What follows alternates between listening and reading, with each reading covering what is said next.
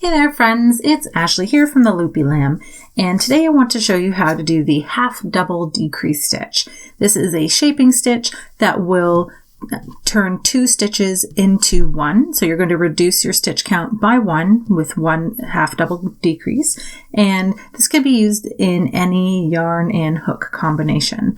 But for today's tutorial, I've got a size 4 worsted weight yarn called Vanna's Choice from Lion Brand, and I have a 5.5mm Furls Odyssey crochet hook.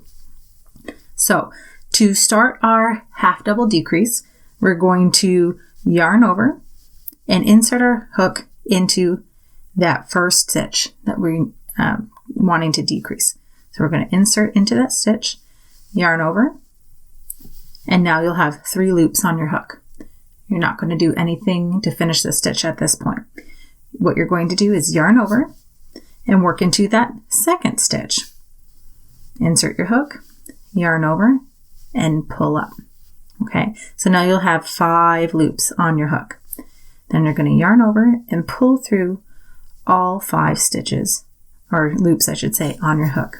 And that's your half double crochet decrease. And I'll do that again for you.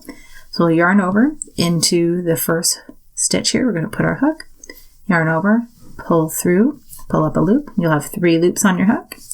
Yarn over into the next stitch, yarn over and pull up a loop.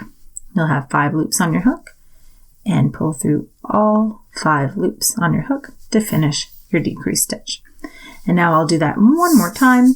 I'm going to yarn over into that first stitch, yarn over, pull up a loop, 3 loops on your hook, yarn over into the next stitch, yarn over, pull up a loop.